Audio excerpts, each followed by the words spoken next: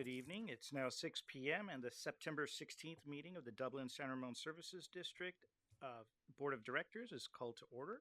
Please join me in the pledge to the flag.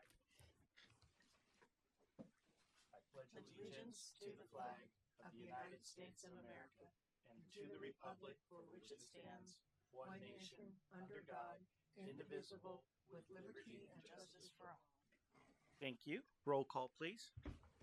Director Von Heater-Leopold? Here. Director Govinda Rao? Here. Vice President Halkett? I'm here. President Goel? Present. Thank you. Moving on to item 4, special announcements and or activities. No special announcements this evening. Thank you. Moving on to item 5, public comment. At this time, those in the audience are encouraged to address the board on any items of interest that are within the subject matter jurisdiction of the board and not already included on tonight's agenda. Comments should not exceed 5 minutes. Are there any speaker cards from the members of the public? We have no speaker cards.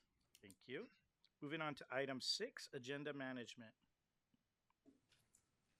Staff is proposing one change. We are going to reorder items 10A and 10B and take 10B first. All right. Thank you. Do I see any opposition to that? All right. Very good. Thank you so much for that. Moving on to item 7, consent calendars. Matters listed under this item are considered routine and will be enacted by one motion in the form listed below. There'll be no separate discussion of these items unless requested by a member of the board or the public prior to the time the board votes on the motion to adopt. Is there a motion to approve the items underneath the consent? I'll move approval. Got a motion? I'll second. And a second. So a motion by Director Von Heater-Leopold and a second by Director Govinda Rao. All those in favor signify by saying aye. Aye. Any noes? Any abstentions? The motion carries unanimous. Very good. Moving on to item 8, board business. Item 8A, public hearing, accept the 2025 report on water quality relative to public health goals. Recommended action is to hold a public hearing and accept by motion.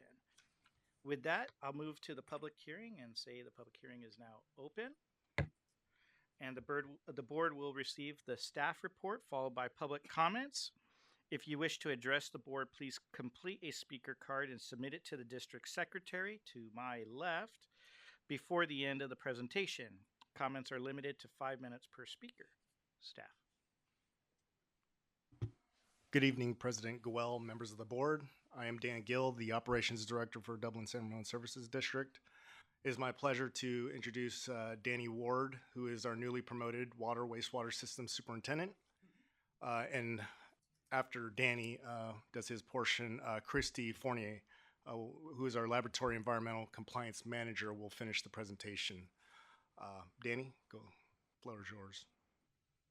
Good evening, President Goel and members of the board. My name is Danny Ward. I'm the Water Wastewater Superintendent overseeing Field Operations Division.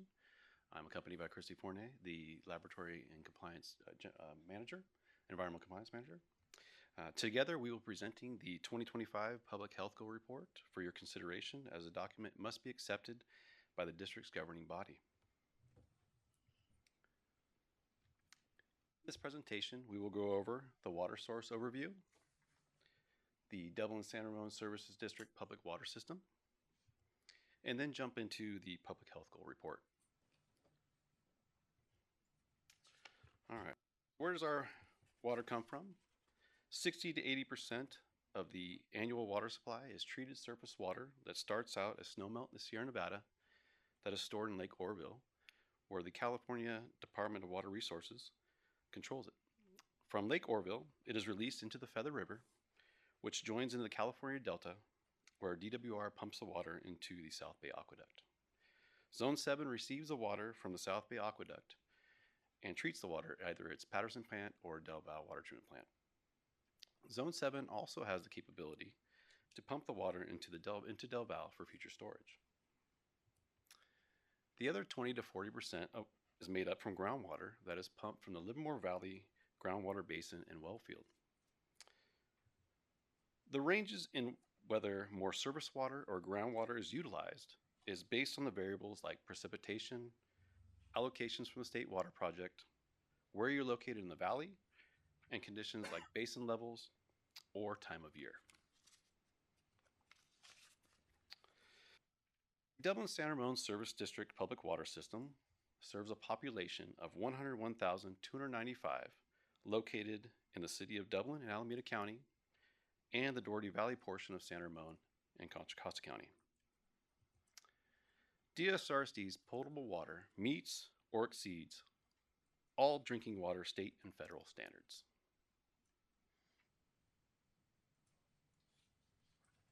The public health goal is a triennial report, and the current report is for years 2022, 2023, and 2024. The purpose of the report is to provide information about levels of contaminants found in drinking water supply that are above the public health goal.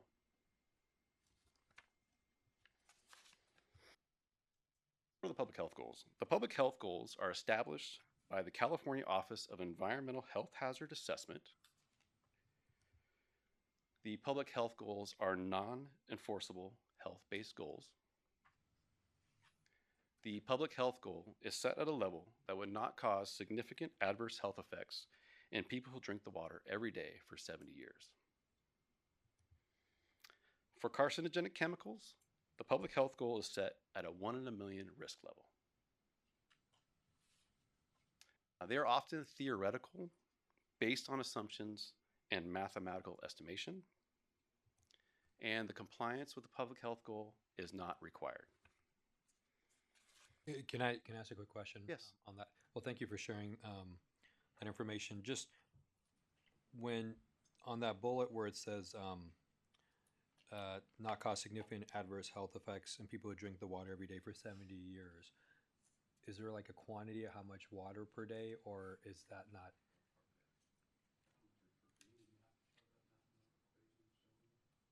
I do not know myself. No, I was no worries. asking Christy Okay. if she'd seen anything. But there is an assumption for that, and Not off, yeah. they can It- get us first. Yeah. Like I said, it's based, whatever mathematical equation they come up with. I'm not Right. sure with how many cups it is. But maybe it, I don't know. I'd have to look into that. I'm not Okay. gonna say maybe. I was curious if it was like a sip of water a day, or is it? You wonder if it's Maybe based on glasses. how much you're supposed to drink a Sure. day, but I can't tell you that, and I don't want to Okay, give you any wrong information. great. Thank you. Next, we will go over maximum contaminant levels. They are the highest level of contaminants allowed. The maximum contaminant levels are enforceable, and they are set close to federal MCL goals, which are health-based goals set by the federal government. In the public health report, you will see the following units of measurement. The first one is 1 milligram per liter, or 1 part per million, which is equivalent to 1 cup of water in a swimming pool. The next is 1 microgram per liter, or 1 part per billion, which is equivalent to 1 drop of water in a swimming pool. And last is 1 nanogram per liter, or 1 part per trillion, which is equivalent to 1 drop of water in 20 Olympic-sized swimming pools. Before I pass it over to Christy, I want to point out the Public Health Goal Report requirements that you will see referenced in the report. First is the numeric public health goal risk associated with the MCL, the PHG, or the MCLG to help quantify it if possible. Then the category or type of health risk that is associated with the constituent. The best available technology that could be used to reduce the level of the constituent. And lastly, an estimate of the cost to install the treatment if it's appropriate or feasible.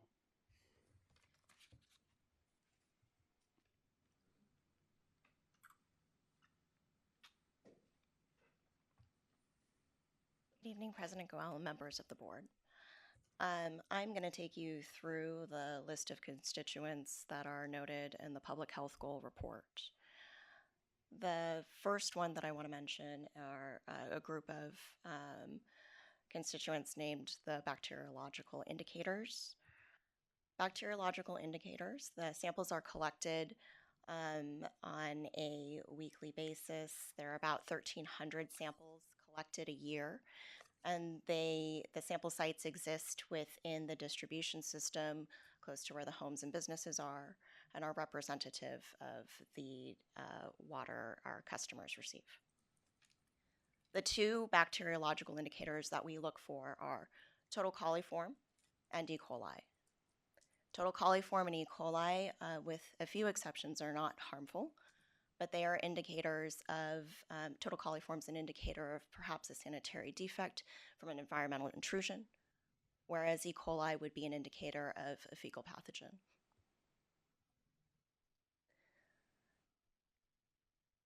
E. coli does not have a public health goal, but it does have a maximum contaminant level goal, which is issued by the EPA. In 2023, there were 2 total coliform detections and 1 E. coli detection. Now, every time there's a detection in the water system, follow-up samples are sampled within 24 hours of notification at the original site in which the detection occurred and within 5 service connections upstream and downstream of the detected location. All of the follow-up samples in that event there were no detections of total coliform and E. coli. Also, there were no treatment technique triggers, which would apply to total coliform and E. coli if there was a percentage that were detected for total coliform or E. coli, nor were there any regulated maximum contaminant level violations. The health risk from ingesting viral pathogens would be diarrhea, urinary tract infections, respiratory illnesses, and pneumonia. All the health risks that I'm going to be mentioning here and forward are in the guidance documents provided. The best available technology to manage pathogens are to maintain an adequate disinfection within the drinking water system. The water that we receive from Zone 7 is chloraminated and disinfected, and then the chlorine is also boosted within our drinking water system to maintain adequate disinfection. Another best available technology is implementing an effective cross-control program. And this allows to make sure that the water that is provided to the public is from sources that we know. And another measure is to flush the water mains. So the next constituent that we'll talk about is fluoride. Fluoride is naturally occurring in almost all groundwater. In 1974, voters approved the fluoridation of the drinking water system here. And in 1977, DSRSD started fluoridation. In 1995, California passed AB 733, which required water systems to fluoridate their water systems if funding was available. The public health goal for fluoride is 1 milligram per liter. In 2023, there were 4 detections that were above the public health goal, but were below the regulatory maximum contaminant level of 2 milligrams per liter. The 2022 through 2024 fluoride results were within the fluoride treatment control limits, which are specified in the fluoride monitoring plan. Within that plan, there is an optimal range for fluoridation and a lower control limit at 0.6 ppm and an upper control range at 1.2 milligrams per liter. The health risk of drinking fluoride above the public health goal, that's 6 to 8 glasses every day over 70 years, would be tooth modeling. The best available technology to handle fluoride would be to operate the fluoridation system within the control limits outlined in the fluoride monitoring plan, which was approved by the Division of Drinking Water, and then to also maintain the fluoride pumps. The next constituent we'll talk about is hexavalent chromium. In October of 2024, California adopted the hexavalent chromium maximum contaminant level. Hexavalent chromium is a heavy metal. It can be naturally occurring, and it can also originate from industrial leaks. The public health goal for hexavalent chromium is 0.02 micrograms per liter. In 2024, Zone 7 Water Agency had detections of hexavalent chromium in their source water and groundwater wells between 1.2 and 6.4 micrograms per liter. Although it was above the public health goal, it still remained below the federal maximum contaminant level of 10 micrograms per liter. The health risk of drinking hexavalent chromium above the public health goal, 6 to 8 glasses every day for 70 years, is a 1 in a million increased risk of cancer. The best available technology to treat for hexavalent chromium includes ion exchange reduction coagulation filtration and reverse osmosis. Because the public health goal is set below the limit of detection, a cost study could not be evaluated for this report. The next constituent we'll talk about is lead. The data about lead comes from the 2022 lead and copper sampling event. It's a program that's put on every 3 years. And the samples are taken from customer home plumbing samples. We target certain houses that were built in a certain time frame that have copper piping and lead soldering, because those are the most vulnerable. The public health goal for lead is 0.2 micrograms per liter. And in 2022, during the sampling event, our 90th percentile, which is the regulatory evaluation for lead, was 5.1 micrograms per liter. And although it was above the public health goal, it remained below the lead action level of 15 micrograms per liter. The water system is in compliance with the federal lead and copper rule. The health risk to ingesting lead above the public health goal for 70 years is an exposure to a variety of human toxicological effects. And the best available technology is optimizing corrosion control in partnership with Zone 7 Water Agency, which we currently do. The next constituents we'll talk about are the per and polyfluoroalkyl substances. Per and polyfluoroalkyl substances are human-made compounds. They've been in use since the 1940s, and there are 2 compounds that we'll talk about: perfluorooctanoic acid, also known as PFOA, and perfluorooctane sulfonic acid, also known as PFOS. The public health goal for PFOA is 1 nanogram per liter, and in 2022 through 2024, PFOA results range from non-detect to 4 nanograms per liter. The public health goal for PFOS is 0.07 nanograms per liter, and in 2022 through 2024, PFOS results ranged from non-detect to 32 nanograms per liter. The health risk of drinking PFOA or PFOS above the public health goal for 70 years is a 1 in a million increased risk of cancer. And the best available technology is already in place. Zone 7 has installed 2 ion exchange treatment systems at 2 facilities in 2023 and 2025, and has plans to build another one. Since the public health goal is set below the limit of detection, a cost study was not done. The next constituent, uranium, is naturally occurring in groundwater. The public health goal for uranium is 0.43 picocuries per liter.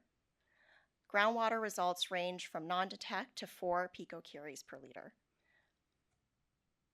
Although there were detections above the public health goal, they were all under the federal regulatory maximum contaminant level of 20 picocuries per liter.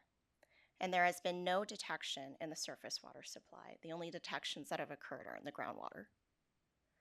The health risk of ingesting uranium above the public health goal for 70 years is a 1 in a million increased risk of cancer. The best available technology to treat for uranium are ion exchange, reverse osmosis, lime softening, coagulation, and filtration. And because the public health goal is below the limit of detection, a cost study was not performed. So in summary, the public health goal report identifies where the water quality of the drinking water exceeds the health-based, non-enforceable goals. DSRSD's drinking water meets all regulatory quality standards set by the state and federal regulatory agencies to protect public health. The next steps are staff will continue to provide information to our customers about the quality of their water through the annual water quality report and reports like this, the Public Health Goal Report. And staff will continue to partner with regulatory agencies and Zone 7 Water Agency to align our strategies, share our resources, and address shared challenges related to water quality. Staff recommends the board accept the Public Health Goal Report. And that concludes my presentation. Thank you. With that, the board will now receive public comments. Do we have any public comments? There are no public comments. Thank you. The public hearing is now closed, and at this point, we'll move to board discussion. And I think one thing that I'd like to just start off the discussion with is I know that we've indicated that we may be exceeding the public health goal relative to certain areas, but the maximum contaminant levels were established how long ago? For each constituent, it's different. Okay. But the maximum contaminant levels are either established at the state or federal level, and those are the enforceable levels that take into consideration the feasibility of being able to treat or detect down to the levels at which they are set. And is there a frequency of how the federal government may revisit that?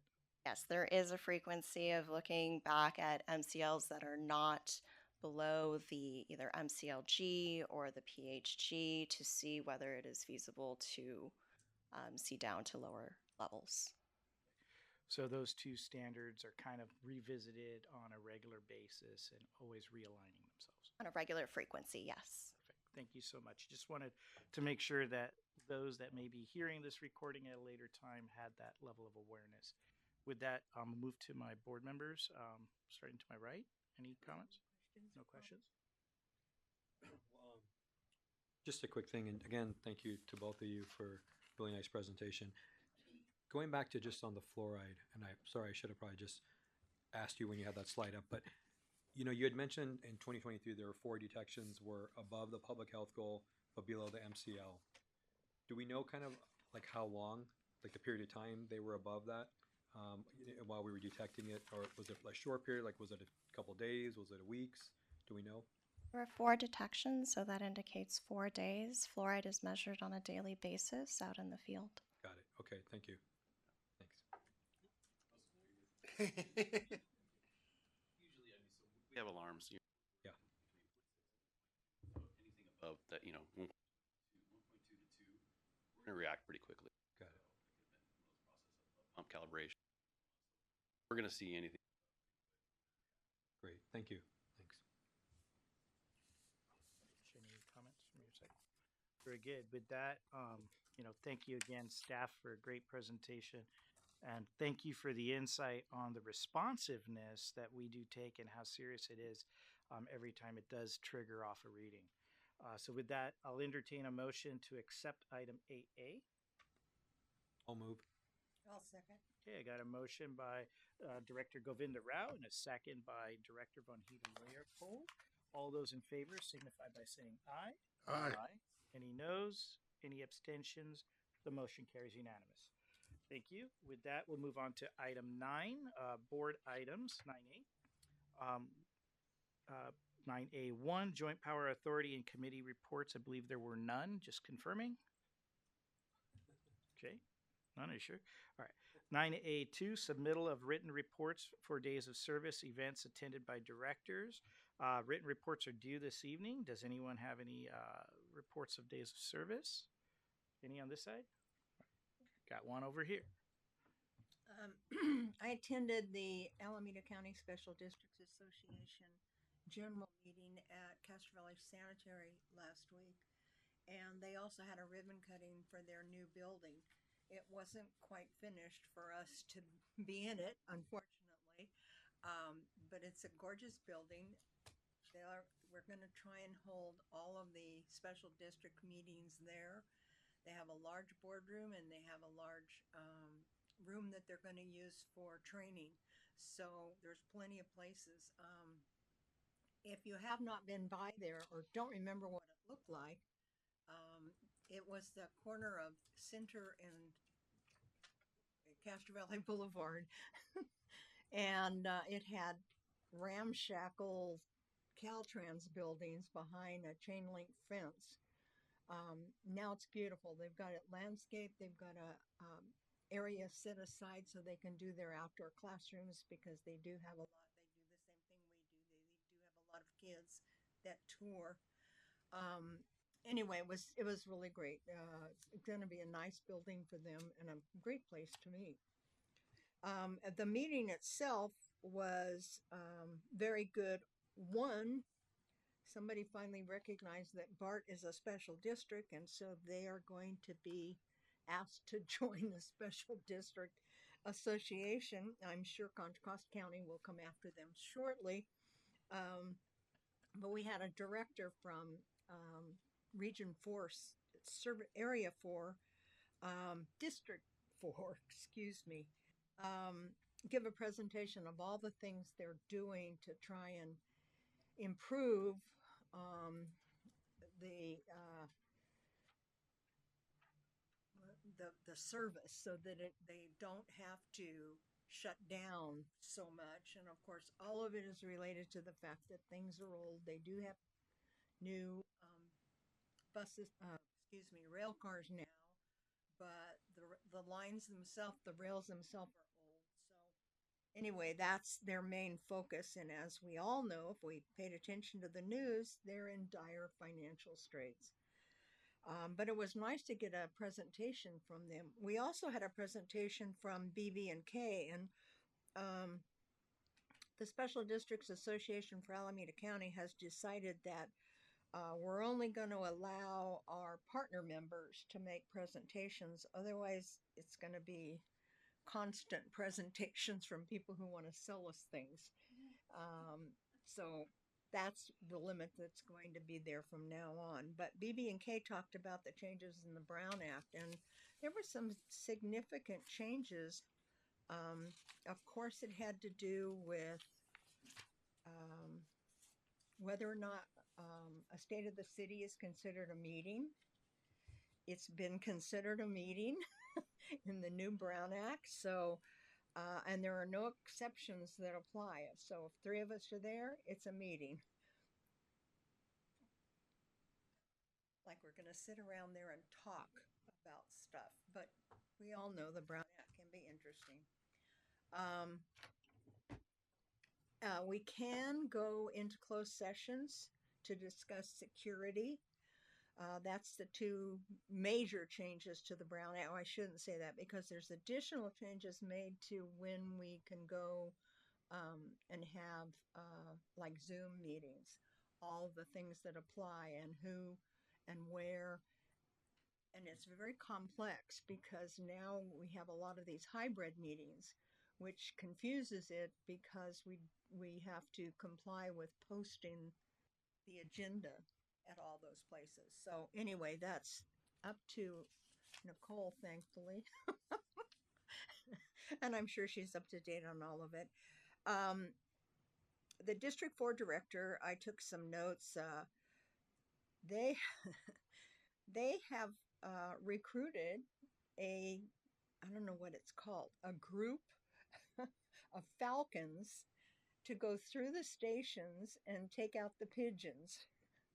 I've never heard of that as being a way to control pigeons, but that's what they've done. So there are falcons.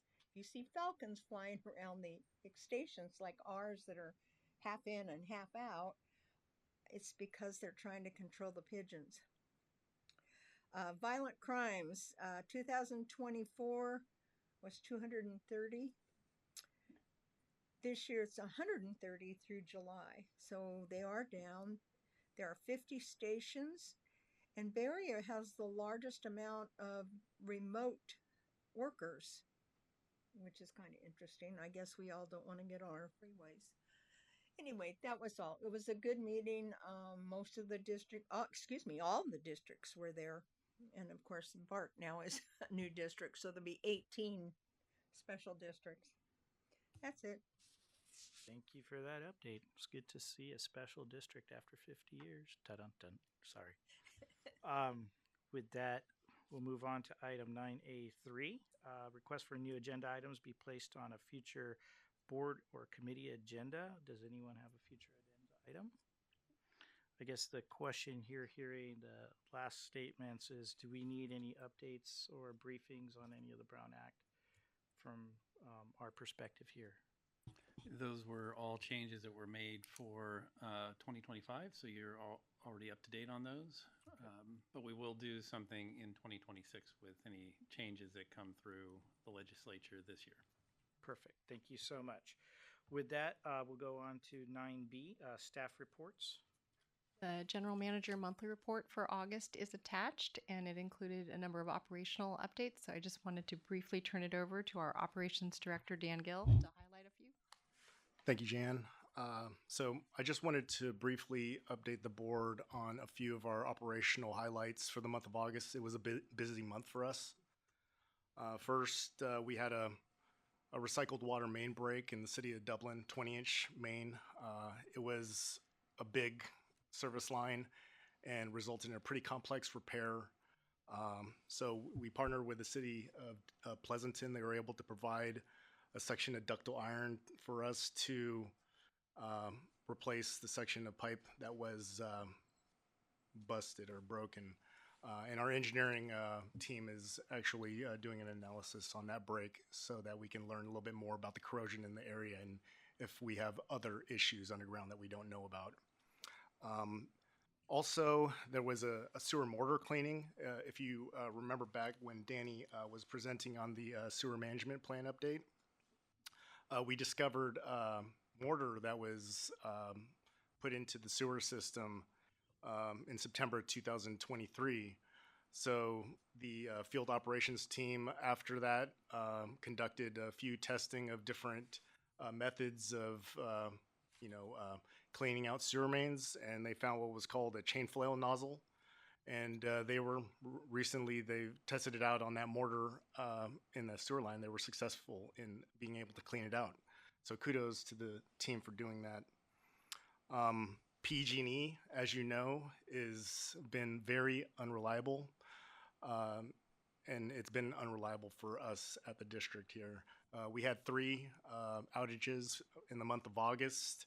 One of those, fortunately for us, our core services are designed with backup power. That's the wastewater treatment plant, our potable water system, and we do have a fleet of portable generators that we are drilling to deploy when we do have these outages. However, our recycled water system is an interruptible supply, and we did have an outage that resulted in Crow Canyon being out of, essentially they lost pressure. That's an East Bay Mud customer. And it coincided with another operation we were doing with Lavma, where we kind of dropped our tanks below their normal operating range and power went out, and we did have low pressure in the system over there, but we were able to recover it relatively quickly. The good news is we were able to get in contact, thank you, Jan, with the Vice President of the Bay Area region, and we will set up a meeting with PG&E to discuss our needs and ensure that we have good partnership with PG&E when these outages occur. Lastly, I would like to comment on the triannual lead and copper sampling, which is a collaboration through many different departments, the laboratory, Christie, Danny Ward, in fact, the laboratory admin services here in Mara, they all contribute to that coordination, and the sampling was collected on August 28th, and the results will be soon reported to us. And yeah, so if you have any questions about any of those operational activities, I'm here to answer any of those. One question, were we ever able to figure out how the mortar got in the pipe? It was likely a contractor that probably dumped it down the sewer. Okay.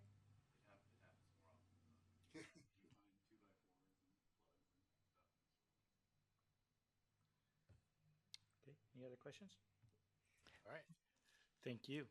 If there are no other questions for staff, I do want to just mention that the closed session will be in the general manager's conference room this evening.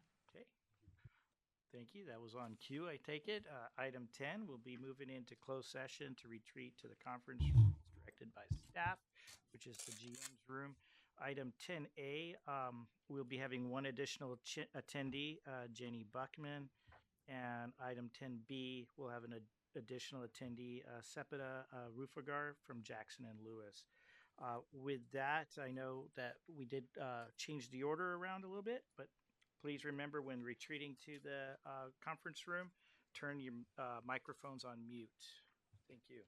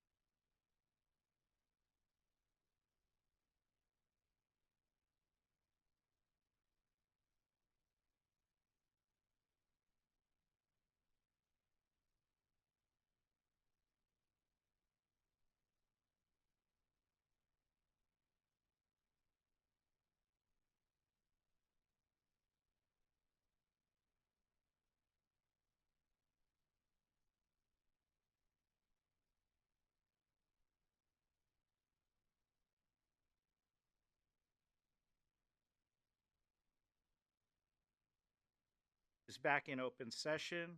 The closed session has concluded. On item 10A, there was no reportable action in closed session. On item 10B, there was no reportable action taken in closed session. Moving on to item 12, adjournment. The meeting is adjourned at 7:40 p.m. Have a good evening.